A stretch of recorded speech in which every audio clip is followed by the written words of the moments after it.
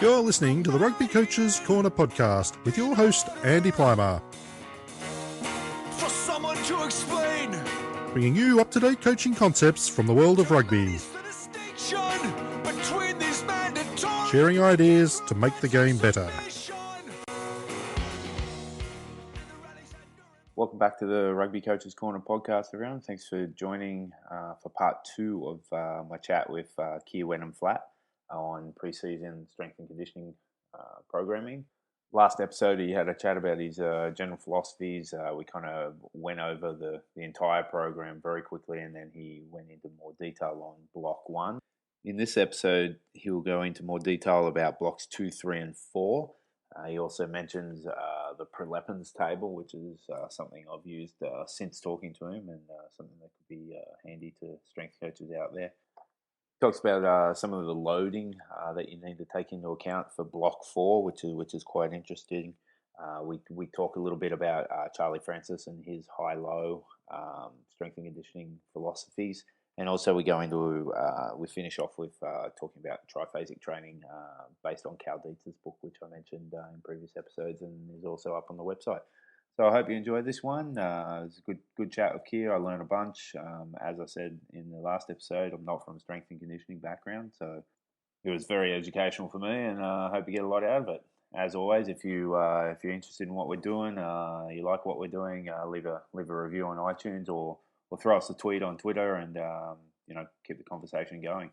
Hope you enjoy it, and thanks again for listening. Then in your block 2, we've said that the goal is to build on the foundation of block 1 and to develop general maximal outputs, speed, strength, and power. Okay. So for that reason, you're going to emphasize those. The proportion with which you emphasize those is probably going to be dictated by the position of the guys that you have in front of you. So if you've got front row guys, they're probably going to focus more on strength than they are power or speed. But if you've got wingers, they're probably going to focus more on speed than they are on strength and power. Yeah, okay.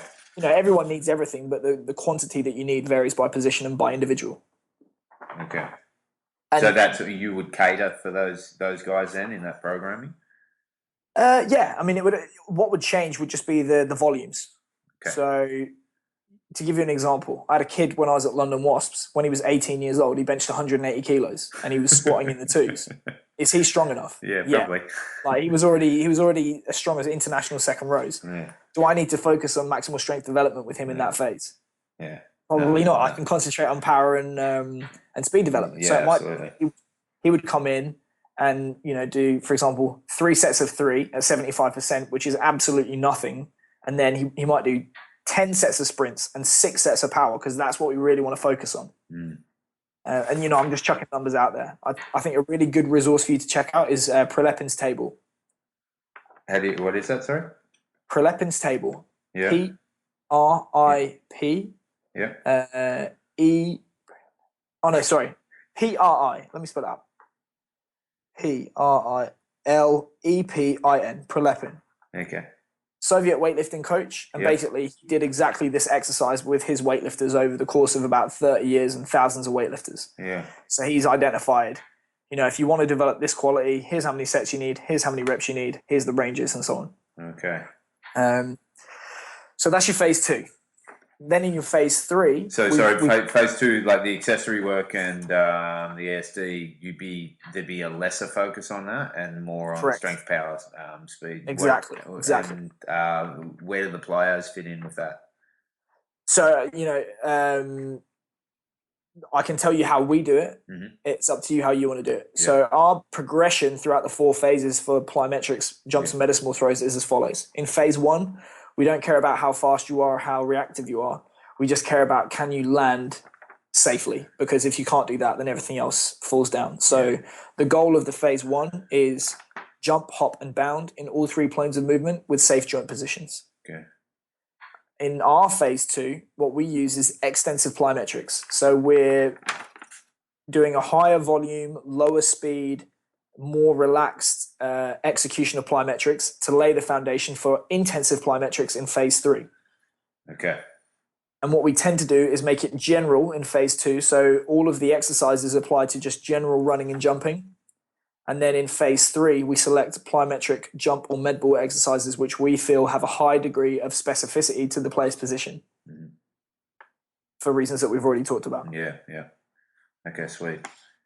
All right, cool. So again, that you can make a judgment call and say, how much general extensive plyometrics does a prop need to do? Not a lot. How much does a winger or a centre need to do? Probably quite a lot.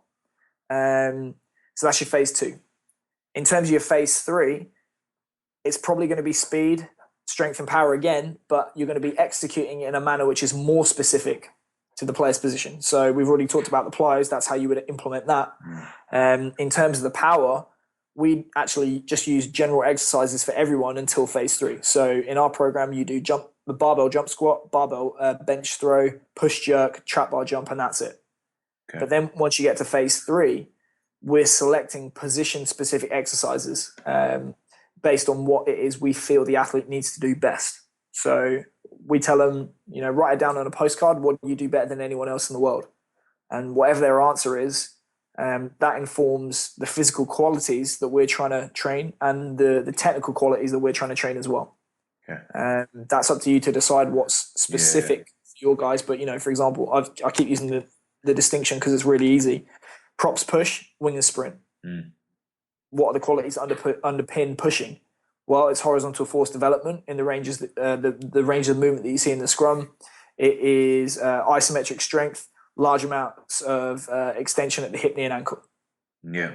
When you're talking about sprinting speed, it is limited range of movement that we've seen during the contact phase of sprinting. It's very, very high speed. It's very, very reactive. It's driven by the glutes and hamstrings and hip flexors, and you've got short contact times. So that would be an example of why maybe we use isometric back squat to train position-specific power in a prop, whereas with a winger, we might be doing plyometric bounding for distance. Okay. All right. That's your phase 3. Then in your phase 4... So again, like ESD and accessory work, they're there, but not in a high volume. The function they serve is to support everything else rather than be a goal in themselves. Okay.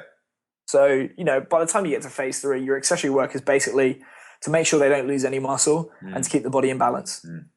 And that's basically it. Okay. I don't think you are going to... If these guys have been training for any appreciable amount of time and, they're eating okay, you're not going to get much muscle mass on them. Yeah. And then your phase 4...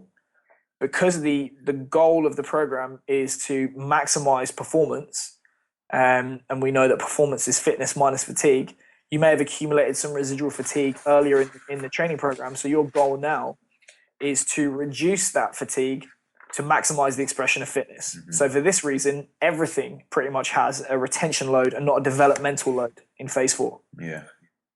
So I would advise you to get in and do absolutely the bare minimum. 1, because it's going to reduce that fatigue and express fitness better. And 2, it's going to free you up more time to concentrate on the tactical and technical aspects of rugby performance, which is going to have a far bigger impact on your performance than what you've done in the gym. Yeah. So that's the part I found really interesting in triphasic training was he gave some recommended loads of like pretty low, right? Like in the 30s, like 40%. Yeah, exactly. And that's what we've stolen that in Argentina. Throughout the World Cup, we used no more than 40% of 1RM. Yeah. That was it. Yeah. We had 1 week where we used it as a retraining block against Namibia. Yeah, but then all of our bigger games, we did 40%. That was it. By the end of the World Cup against South Africa, our gym sessions were 20 minutes, 30 minutes, including a warm-up. Yeah. And then they go and sleep. Yeah, I mean... like I said, you cannot make them any better. The week of a game, you can make them a lot worse, but you can't make them any better. Yeah, and you often make them better by doing less. So that's how I'd advise that you kind of structure those blocks, and then based on what it is you are trying to develop in each of those blocks, will inform how that you progress those qualities throughout a block of training or a mesocycle of training. So, for example, if you're targeting work capacity in phase 1 and you're emphasizing accessory work, well, work capacity is the ability to do more work in less time. So it might be that you progress that block of training or that aspect of training in a density fashion. So, more sets within a given time limit, or it might just be a straight volume progression. We're going to do 2 sets this week, 3 sets the next week. Then we're going to increase the weight, 2, 3, increase the weight, 2, 3, and so on. Mm-hmm. If it, the same would be true of maybe ESD. If you're doing low intensity, steady state cardio in the initial stage of training, which there's nothing wrong with it, we do a ton of it. That's a more volume based progression. You're just going to increase the time that your guys are doing in that regard. Okay, all right. If you know that in phase 2, you are going to be doing maximal intensity sprint work because that's a general output that you're trying to achieve, it makes sense that in block 1, you're going to progressively raise the intensity week after week to make sure that you're ready for that. So you're not going to progress volume there, you're going to progress intensity. If you're training strength, it might be a combination of volume and intensity. So, I mentioned before, increase the volume 1 week, increase the intensity the next, volume the next, intensity the next. Because that's going to help bridge the gap between where you are now and what you want to be doing in later phases of training. And it's fairly general, but that's how I'd say basically you want to be progressing different qualities throughout the block. In terms of your weekly structure, I'm assuming we're going for a 7-day turnaround for all of these games. Yeah, for their club season. Okay, cool. Yeah. They basically start their club season middle of May, and then they'll be like doing their club season after we've done. So they wrap that up in end of September, early October. Okay, so they have no club games whilst you're running the show until May, correct? Yeah. Basically, the first week of May tends to be when people have, or late last week of April, people have trial games and stuff like that. Okay, cool. But they will have club practice. Usually, clubs start, in February, starting indoor training. Cool. Okay. Yeah. So let's say you got 3 to 4 weeks where you're completely in charge of the program, no battling the clubs whatsoever. Yeah. Then you've probably got, struggling here, let's say maybe 12 weeks where you got club training. Yep. And then you've got like the remaining weeks is just going to be with trial games or intensive club training, right? Exactly, yeah. Okay. So in terms of the first 3 weeks, you can pretty much do whatever you want with them. And I think you need to strike a balance between what you want them to do and what they're going to do. So I think in that instance, you're looking at maybe 4 to 5 days of training per week. Okay. In terms of the club training, I think the same.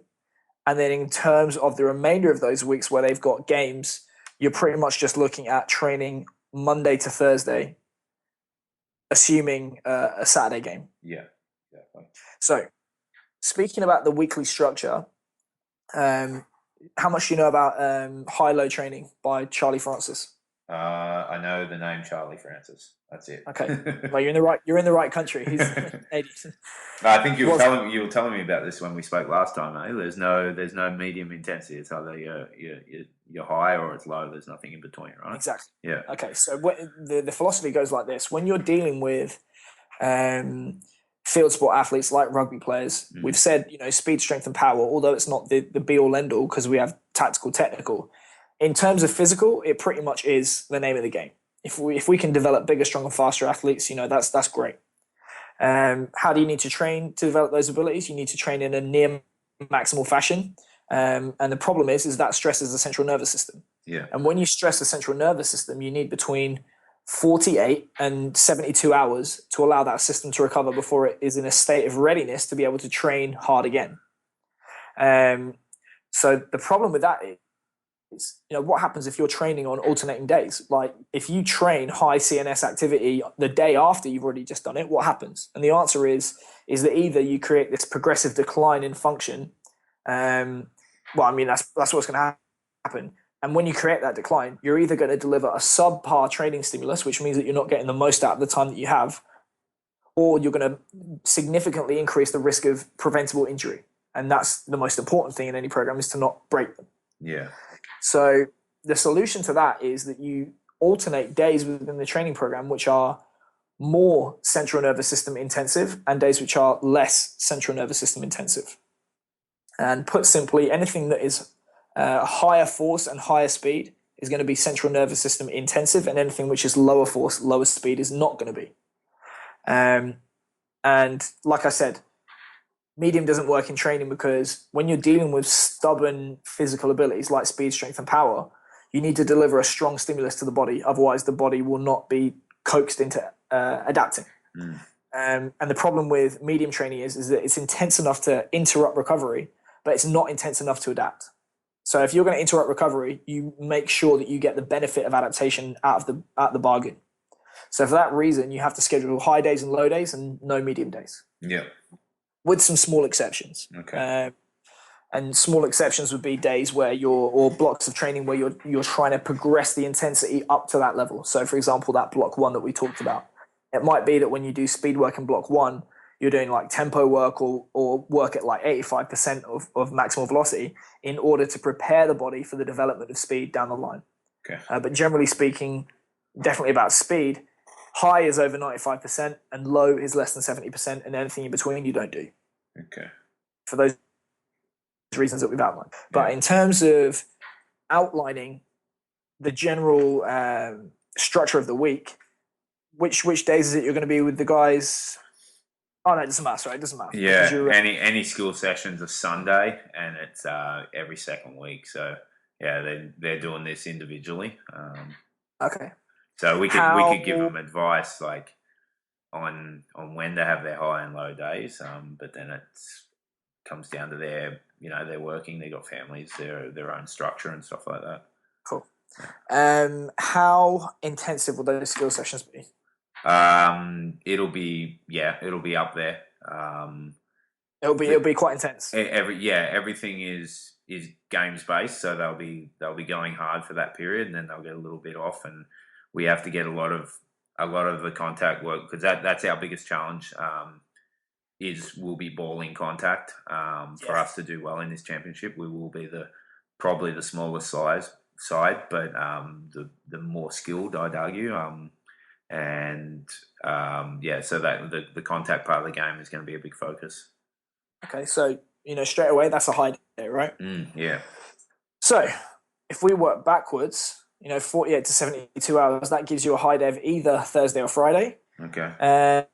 And then you work backwards again, and that will give you a high day of Tuesday, because obviously Monday is one day after Sunday. You can't have a high day on Monday. Okay. So I would suggest that Tuesday is one of your high days. Yeah. Sunday is one of your high days, and then that gives you one more day in the middle, and it can be Thursday or Friday. Which do you think they're going to be training with their clubs more likely? They'll be training. Usually it's Tuesdays and Thursdays they train with their clubs. Perfect. Okay, so the suggested format of your training would be high days Tuesday, Thursday, Sunday. Okay. So any work that you do, like speed, strength, power work, you're going to schedule it on those days. Okay. In terms of your low days, let's schedule 2 more days for that first block, because 6 days a week is unrealistic for amateur athletes. Even 5 might be. Yeah. So in terms of readiness to train, that is, how receptive is your body to perform high intensity training? You need about a day to get towards high readiness of training.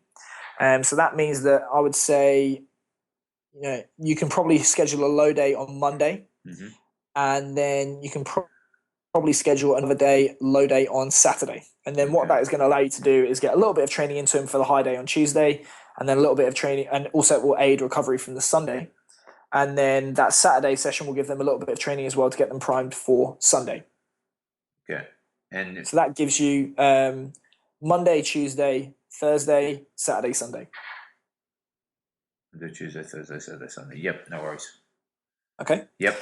And then basically you can retain that format of training for the weeks where they're training with their clubs, and all you're just going to do is scratch the Sunday when they're not with you. Yeah, exactly. Okay. So then that gives you Monday, Tuesday, Thursday, Saturday. Yeah. Thursday, Saturday. Sure. And then once you get into club training, club competition, As I said, it's going to be Monday to Thursday. And because they're training Tuesday, Thursday with the club, that's going to be high. So basically you have Monday low, Tuesday high, Wednesday low, Thursday high. Okay. So in terms of the content of what is a low day, I think you can program accessory work, no problem. You can program any kind of really light strength work, so anything that's less than 70% of 1 RM. Okay. You can program really light aerobic conditioning. You can program low-level plyometrics. So if it's just doing like basic deceleration mechanics, you can program change of direction, technical work. You can program even some tempo work and some technical development work for speed. But anything that's like actual sprints, real intensive power and ballistic stuff, anything that's strength work over like 80% or so, and hypertrophy or accessory work to failure and intense conditioning will go on a high day. Okay. How you want to set up your training on that 5-day week is up to you, but I would suggest that I like a structure where on a Tuesday it's the first lower body focus of the day, and that will be a squat variation focus. Okay. And then the final high day of the week would be a deadlift focus. And that gives you the middle of the week where you can make it a bench press focus on the high days. And then obviously you would perform accessory work to support that. And then on the other days, the low days, that's when you can do like single joint, frontal and transverse plane work, a little bit more kind of bodybuilding style work. Yeah. And that's in terms of the gym. And then in terms of the speed stuff, I would say you're going to be doing more linear speed development on a Tuesday and on a Sunday. And then I would cut it out on the Thursday, again, to give your legs a little bit of a chance to recover. And then on the Monday and the Saturday, that would be if you wanted to program any change of direction agility work. Okay. In terms of your plyometric stuff, that's probably going to be your Tuesday, Sunday again, because you're trying to consolidate all of those stresses into your lower body. Yep. You would chop it on the Thursday, and then you'd probably put medicine ball throws in your low days. Okay. Or once it gets more intense, you can stick it on your middle day in the week, the Thursday. Okay. Accessory work. Power work is obviously only going to be on the high days because it's power. Yep. Strength work, again, exactly the same. Accessory work, as I've said, is going to be more single joint bodybuilding, further from muscular failure on the low days, and it's going to be multiple joint, higher load, closer to failure on the high days, and it's probably going to support the primary lifts that you're training in the gym. Okay. All right. So it might be you do. If we're squatting on a Tuesday, it might be that you do a single leg squat, a single leg RDL, and some ab work on a Tuesday. And if you're benching on a Thursday, it might be that you do standing military press, single arm dumbbell row, and floor press, for example. Mm-hmm. And then you might do something like glutes and hamstrings on a Sunday when you deadlift. Okay. All right. Sweet.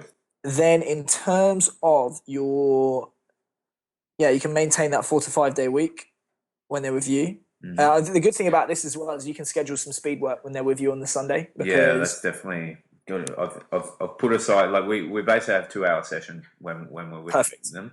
So at least half an hour on that will be cardio and speed work, but the speed coming first, and focusing on running mechanics early on in the piece, and then building it up from there. And are they going to get a lift in with you whilst you're there? They will not, no. Okay, cool. Yeah, again, only those 2 dates where there's the instruction and the testing. Yeah. If I were you then, and you've programmed, well, I suppose I'm just trying to think. The challenge is a lot of these guys will be driving 2.5 hours to a session. Right. So they're very spread out. There's a core group who are a core kind of Montreal group who are downtown, and so I'm looking into a venue where we can go on a semi-regular basis. It's a challenge. So it may be that once you in those weeks, you would sacrifice one of your high days on the Sundays in terms of lifting, and then you would just do speed work on that day. Yeah, exactly. Yeah, which is fine. Just when I have them. Yeah. Yeah, and then that will cover you pretty much all the way through until they start to play games, and then you're into your kind of in-season model of organizing the week, which is going to be low day on a Monday, high day on a Tuesday, low day on a Wednesday, high day on a Thursday. Okay, And then yeah. the way that I would advise you to structure that is you're going to do your linear speed day on a Tuesday and your change of direction speed on a Thursday. Okay. You're going to do your your lower body strength and power development on a Tuesday, and you're going to do upper body on a Thursday. Okay. And then obviously the accessory stuff that you do will be reflected by that on Tuesday and Thursday. And then if you are going to condition them, it would be on a Tuesday. Okay. That would be it. You don't really want to be doing it on a Thursday because then you're starting to get a little bit close to games and you have to reduce the stress anyway because of everything else that's going on in terms of training and competition. They will generally, it's club by club, but generally clubs will do their conditioning on that Tuesday night. So they'll get a conditioning stimuli then, but it'll vary from club to club. Cool. Yeah. Okay. Yeah. I mean, you can't control too much. No, exactly. Yeah. Then in terms of daily structure, the general guideline that you're looking for is a progression from velocity to force throughout the day.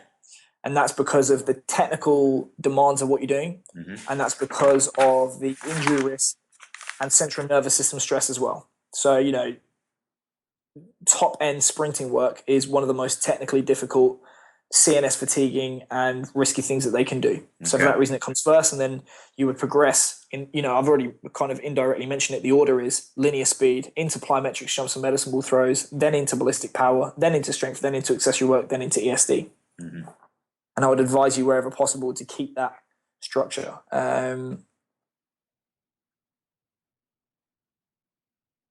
Okay, so that's on you're now on like this, that's the order of how you do it. Yeah. Yeah. Okay.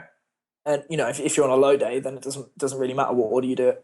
Yeah. Okay. It's low, so it would be, we've done it where we do gym in the morning just because logistically it's easier. Then we'll take them out, do a bit of light rugby, then we'll do some light conditioning.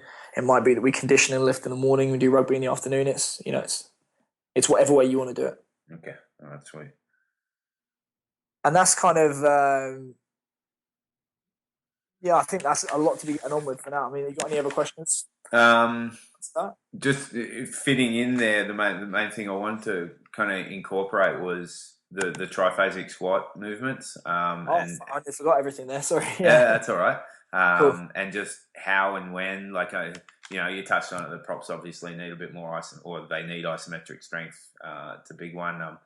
Just like the way I was looking at that first block, those 3 lots of 4 weeks.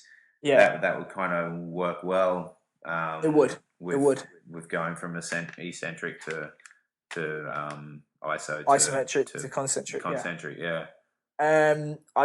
So there's pluses and minuses to that program. Okay. The pluses are obviously that you have to emphasize all 3 contraction types throughout the prep in order to optimize force production. Mm-hmm. And obviously the advantages of the eccentric stuff is you get control. The advantages of the isometric stuff is that it teaches you strength in difficult positions like the bottom of the squat, the bottom of the bench, and so on. That's good stuff. The difficulty is structuring the week optimally. Yeah. Because as we've said, we've only got 3 high days, and sometimes you might have to drop one of them.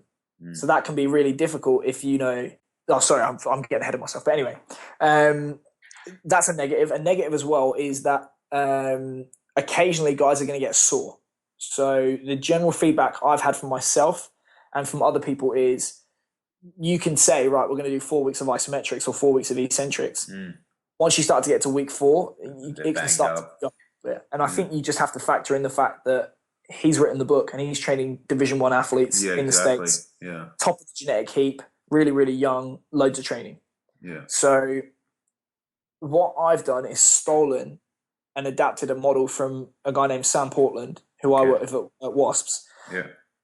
And rather than structure it how he outlines in the book, which is, for example, we're going to do 3 weeks of isometric, 3 weeks of eccentric, 3 weeks of isometric, 3 weeks of concentric. Yeah. You're actually going to train all of those throughout the week. Okay. But what you're going to do is just rotate through the week. So you're going to have an eccentric day, an isometric day, and a concentric day. Okay. And what that allows you to do is keep them relatively fresh and not necessarily get beat up with eccentric after eccentric after eccentric or iso after iso after iso. It just changes the stimulus a little bit. Yeah. What it's useful for as well is, when you're dealing with the book, for example, if you have 8 weeks, you might do 2 weeks of this, 2 weeks of this, 3 weeks of one, 3 weeks of the other, and then you've got one more block where you can only do 2 weeks. What this allows you to do, structuring in that manner, is to give you an opportunity to emphasize all of them equally and dedicate as much time as you want to all of them equally. Yeah, you're not like 6 weeks away from your next isometric or something like exactly. that. Yeah. And that's why I found it's a little bit easier to implement. Yeah, it sounds a bit like that. On the nervous system, that eccentric stuff's pretty brutal, right? Yeah, and if you think about what he's talking about, like he's in charge of the Olympic sports at Minnesota, which means that those are stopwatch sports, a lot more control over individual athletes and so on. And he said, like, he's purposefully trying to overreach them. If you're dealing with athletes that don't have that level of support and you don't have that level of control over the program, you don't necessarily want to be overreaching them. No, exactly. Yeah. So my goal was just like elements of it in the program, but definitely not the high stress that like the Russian style stress or the Bulgarian style stress that he was mentioning. Cool. So I mean, you can do. I think it's up to you how you want to structure it. I've structured it a lot, different way, but I think you can make Tuesday for the first few blocks your eccentric day. Yeah. There's no reason why you can't train, upper and lower body together in those sessions because it's still quite early. Yeah. Then I would make, Thursday your isometric day. Yep. And then maybe make your Sunday your concentric day. Okay. And just keep working through them in that fashion. So, and you do, would you do RDLs for concentric stuff? Like, because he was big on staying away from regular deadlifts using triphasic, right? I think what you are trying to develop will dictate which exercises you do. So, doing pause deadlifts is probably not the best idea. Yeah. So for that reason, you might do pause RDLs or eccentric RDLs. Okay. Yeah. But if you're doing a deadlift on your concentric only day, you might as well just do regular deadlift. Regular deadlifts, yeah. Yeah. Oh yeah, Sunday's a concentric day, and that's the deadlift, yeah. Day, right? Yeah. Yeah. Okay, I mean, that's another reason I structure it in that, because when I do triphasic with my guys, I'll do eccentric back squat on a Monday plus an eccentric bench. Then I'll do isometric bench, isometric front squat on a Thursday, and then I'll just deadlift and bench on a Sunday. Okay, nice. All right, so squat and bench. So on the eccentric, it was squat and bench? Yeah, that's the way that I. Okay, sweet. Yeah, I like that. But if you want to cut one of those days, you'll probably just cut the concentric day only because it's rare that weakness is going to be the concentric. Normally, it's going to be the eccentric and isometric, which is the weakness, and that's the one that's going to be the kind of bottleneck to performance. Yeah.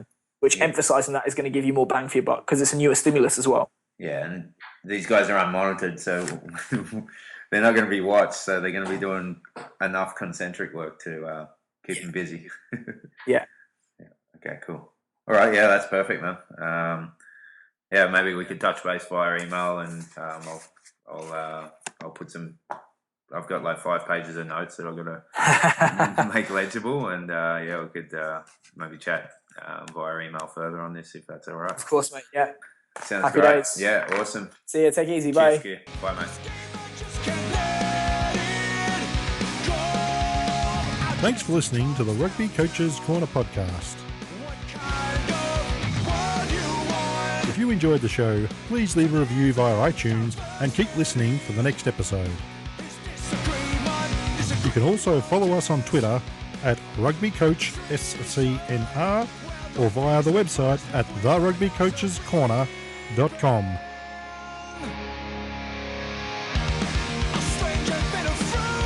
Until next time, keep sharing ideas to make the game better.